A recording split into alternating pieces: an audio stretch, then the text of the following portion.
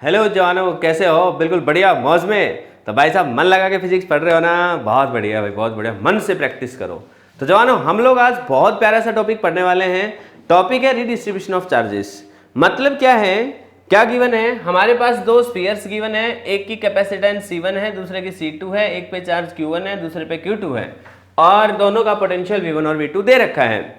अपने से दो बात जनरली पूछता है, जनरली बोला है मैंने, दो बातें पूछते हैं। एक तो क्या पूछते हैं कि भाई साहब ये दोनों, ध्यान रखना, ये दोनों आइसोलेटेड एक दूसरे से दूर हैं, एक दूसरे के साथ किसी तरह की कोई इंटरेक्शन नहीं कर रहे हैं, एक दूसरे से कोई इंटरेक्शन नहीं है इनकी। लेकिन क्या कहा गया है कि दोनों के बीच में एक वायर की हेल्प से हमने इनको जोड़ रखा है की के थ्रू।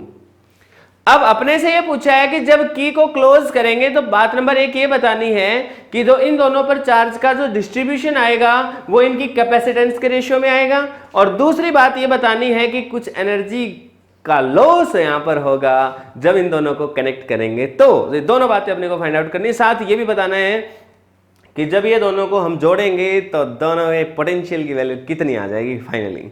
पहले जानो वन बाय वन इन सभी बातों को हम देखने वाले हैं। बहुत आसान चीज है। कंडक्टर्स में इस तरह की बातें हमने करी भी हैं, लेकिन कैपेसिटेंस इसके साथ ऐड कर दिया, थोड़ा सा वैसा इक्वेशन है, कोई खास अलग बात नहीं है। ठीक है, तो देखो अपने से पहली बात ये बतानी है कि भाई चार्ज जो है इन पर आएगा finally, that will divide in the ratio of capacitance. ठीक है, तो जवानों शुरू होते हैं हम। प्यारे जवानों, व्हेन के इज ओपन, जब के ओपन है, जब स्विच ओपन है, तो भाई साहब क्या होने वाला है, जब स्विच ओपन रहेगा तो उस समय इस पे चार्ज Q1 है, उस पे कैसा है, Q2 चार्ज है। तो इतना ही रहना है, सीधी सी बात है। लेकिन Q1 को किसके बराबर लिख सकते हैं, C1 इंटू V1, और Q2 को क्या लिख सकते हैं, C2 इंटू V2। लेकिन अब हमने क्या कर दिया है, स्विच को क्लोज कर दिया है। Now if switch is close, जब स्विच को क्लोज करेंगे तो जानो मुझे बताओ, दोनों के बीच में चार्ज का जो ट्रांसफर होगा वो कब तक होता रहेगा?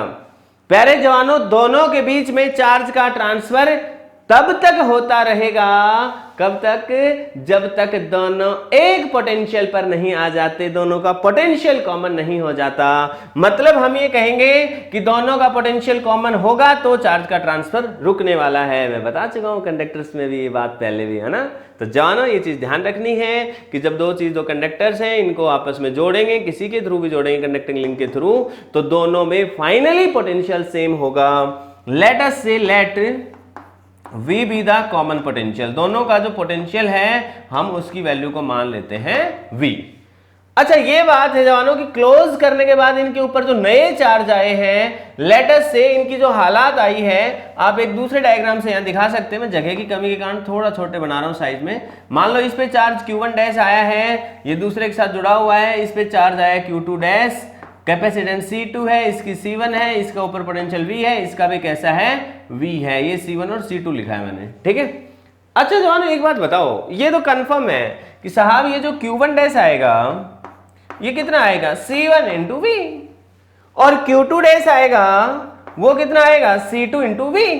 और दोनों का जरा रेशियो ले लो। मान लो ये इक्वेशन 1 है, ये इक्वेशन 2 है, तो यदि हम 1/2 कर दें, 1 डिवाइडेड बाई 2 कर दें, तो Q1 dash divided by Q2 dash, that will be C1V divided by C2V। V से भी निपट गया। इसका मतलब चार्ज का जो रेशियो आया है वो कैपेसिटेंस के रेशियो में आ गया। एक बात तो यही पूछी थी, तो एक बात तो प्रूव हो गई कि भाई चार्ज का जो रेशियो आएगा वो कैपेसिटेंस के डायरेक्ट रेशियो में आएगा। तो प्यारे जवानों, एक बात यहां पर कंप्लीट हो चुकी है।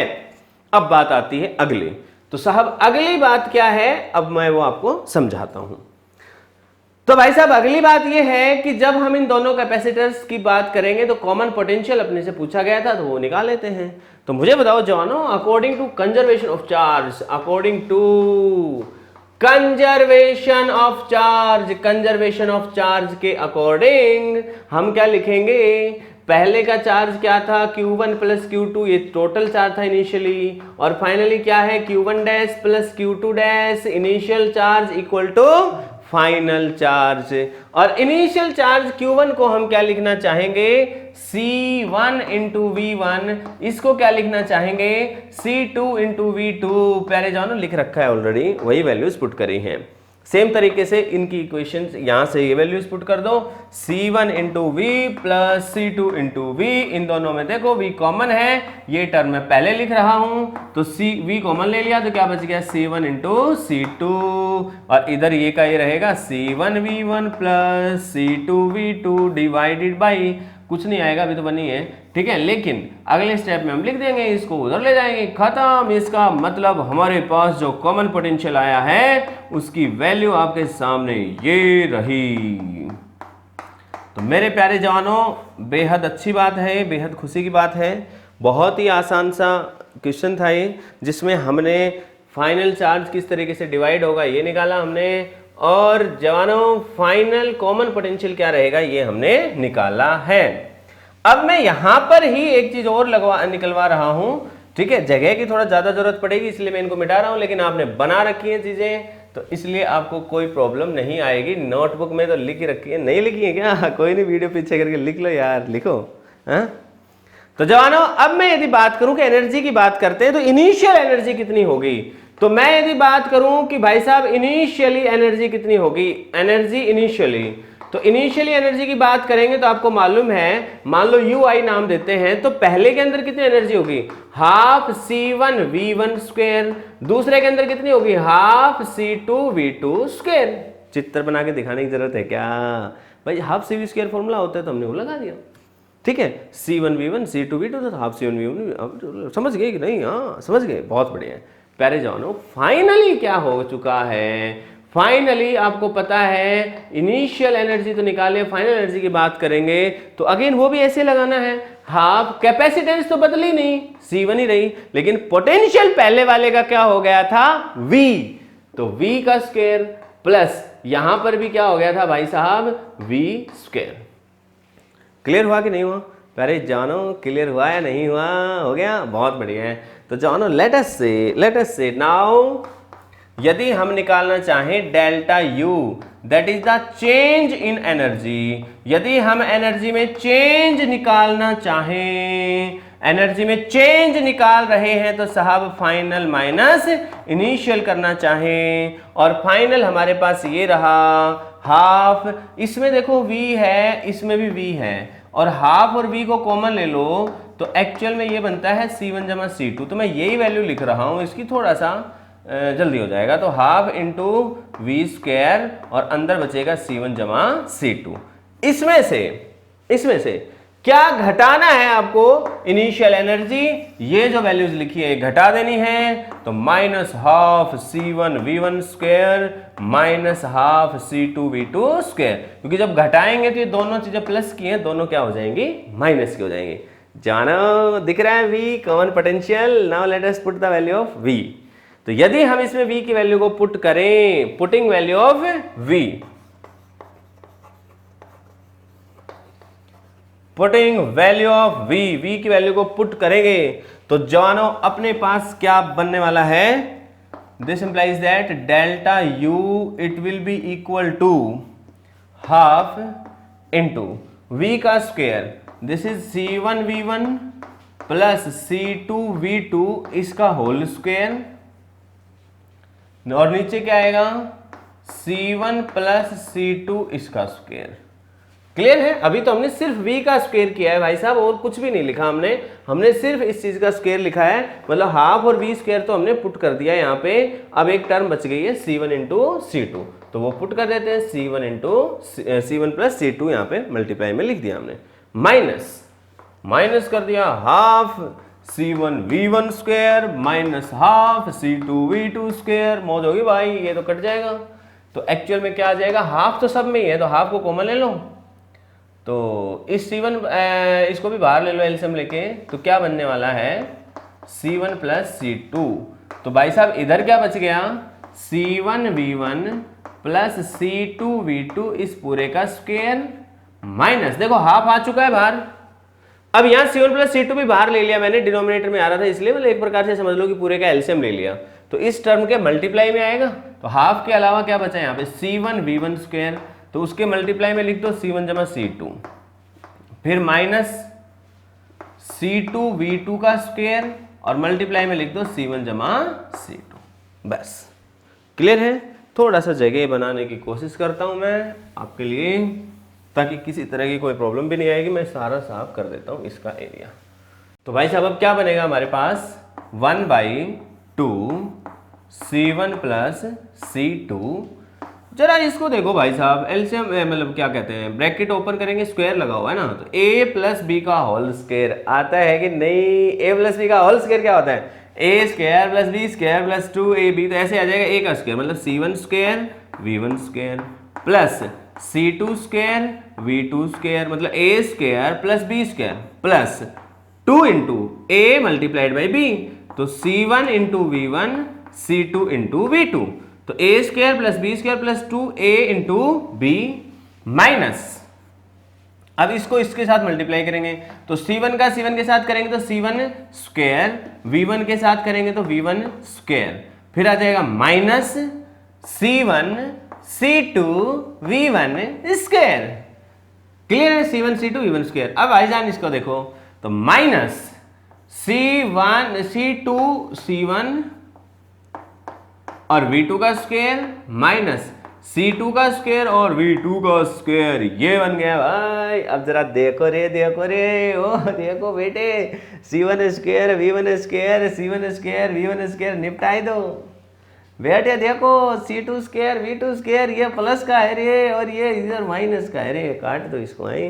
तो क्या बच गया भाई, 1/2 C1 प्लस C2, अंदर देखो भाई ये बचा एक तो 2 C1 C2 V1 V2, देखो C1 C2 V1 V2 थोड़ा अच्छा लगेगा और कुछ नहीं, minus C1 C2 V1 square minus C2 C1, मैं इसको C1 C2 लिख देता हूँ V2 स्क्वायर, कोई फर्क नहीं पड़ता उससे, आपको दिख ही रहा है C1 C2 C1 C2 C1 C2 बाहर ले लो। इसका मतलब ये हुआ भाई साहब delta U will be equal to 1/2 into C1 जमा C2, और ऊपर ले लो साहब C1 इंटू C2 को बाहर ले लो, तो मैं लिख देता हूं यहां C1 इंटू C2। तो अंदर क्या बचेगा भाई, 2V1 V2 2V1 V2। अब देखना भाई ये चीज में माइनस भी कॉमन ले लो तो बेटर है, चलो लेकिन एक बार मैं पूरा लिख देता हूं, minus V1 square minus V2 का स्क्वायर, ये बनेगा। मैं इसमें से यदि माइनस कॉमन ले लूं तो क्या आएगा, minus C1 C2 divided by twice of C1 plus C2, और अंदर क्या बच जाएगा भाई साहब, V1 स्क्वायर प्लस का हो जाएगा, ये भी प्लस का हो जाएगा और ये हो जाएगा माइनस का, क्योंकि माइनस बाहर ले चुके हैं। क्लियर हुआ। और जानो इसकी शक्ल देखो, a square plus b square minus 2ab, तो क्या होता है ये a माइनस बी का होल स्क्वायर, तो प्यारे जानो V1 माइनस V2 का होल स्क्वायर, ये आ गया delta U, that is the change in the energy. अब जरा थोड़ा सा ध्यान से देखोगे तो आपको एक ऑब्जर्वेशन यहां पर अपने आप आने वाली है, बड़ा ही आसान सा केस है। क्या है ऑब्जर्वेशन, आप ध्यान से देखोगे तो ये पूरी वैल्यू एक पॉजिटिव वैल्यू है और ये भी एक पॉजिटिव वैल्यू है। ये पॉजिटिव इस वजह से क्योंकि साहब ऊपर स्क्वायर है तो स्क्वायर का आंसर तो नेगेटिव में आ नहीं सकता। ये पॉजिटिव इस वजह से है क्योंकि C1 और C2 तो दोनों ही पॉजिटिव हैं, तो ऑब्वियस सी बात आंसर पॉजिटिव में आएगा। तो इसका मतलब ये है डेल्टा U की वैल्यू है वो लेस देन 0 आई है, इसका मतलब there will be loss of energy. इसका मतलब जब चार्ज का रीडिस्ट्रीब्यूशन होगा तो एनर्जी कुछ लॉस हो जाएगी इन टर्म्स ऑफ हीट। ठीक है, हीट रेडिएशन किसी की फॉर्म में भी होगी, लेकिन जो लॉस हुआ उसकी वैल्यू कितनी आ जाएगी, इसका मतलब एनर्जी लॉस्ट जो आएगा यहाँ पे जनरली ज़्यादा हिस्सा जो है वो हीट की फॉर्म में लॉस होगा, तो वो कई बार ये भी कह देता है हीट लॉस बताओ, तो आपको घबराना नहीं है। ठीक है, तो एनर्जी लॉस्ट जो आएगी, अब लॉस्ट वर्ड यूज कर दिया तो इस माइनस को मत लिखना। ठीक है, क्योंकि ये तो बता ही रहा है कि भाई साहब ये वैल्यू लॉस है, तो C1 into C2 divided by 2 C1 plus C2 और मल्टीप्लाई कर देंगे इसको V1 माइनस V2 का होल स्क्वायर। अब आप में से किसी के दिमाग में एक चीज नहीं आनी चाहिए कि जी V2 बड़ा हुआ तो क्या हो गया, फिर भी पॉजिटिव आंसर आना, ऊपर स्क्वायर है। ठीक है ना, घबराओ मत। जानो देखो जरूरी नहीं है कि दोनों ऑब्जेक्ट चार्ज ही होते, एक मान लो चार्ज है दूसरा न्यूट्रल है, तो फर्क कहाँ आएगा इस रिलेशन में, फर्क कहाँ आएगा, क्या C पे फर्क आएगा, सी इस बात पे निर्भर करता है क्या चार्ज कितना है, नहीं, वी पे फर्क आएगा, वी है पोटेंशियल, वो डिपेंड करता है चार्ज पे, आइसोलेटेड सिस्टम है भाई, ठीक है। तो डेफिनेटली जो चार्ज नहीं है, जो न्यूट्रल है, तो उसके लिए वी की वैल्यू को 0 पुट कर देंगे, अदरवाइज तो नॉर्मल तरीके से जैसे करना है वैसे ही करेंगे प्यारे जानो। आई होप आपको मेरी बात समझ में आई होगी। तो इस कंसेप्ट पर भी बहुत अच्छे इंटरेस्टिंग क्वेश्चंस बनते हैं, तो आप थोड़ा करिए, थोड़ा सा पूछिए, मजा आएगा। पहले आप लड़ाई लड़िए, पहले आप खुद करिए, क्योंकि जब तक आप खुद नहीं करोगे ना तब तक तो ये होगा कि हम मतलब समझ नहीं रहे, है ना, हम सिर्फ रटने वाले रास्ते पे हैं। तो जानो पहले आप खुद करिए, चाहे गलत हो जाए चाहे सही हो जाए, कोई इशू नहीं है, बहुत अच्छा कर रहे हो आप लोग, बहुत बढ़िया, ऐसे मेहनत करो, लगन के साथ काम करो, ठीक है जवानों। तो आज इतना ही, कल फिर आपसे मिलेंगे कुछ अगले न्यूमेरिकल्स के साथ। Goodbye, take care.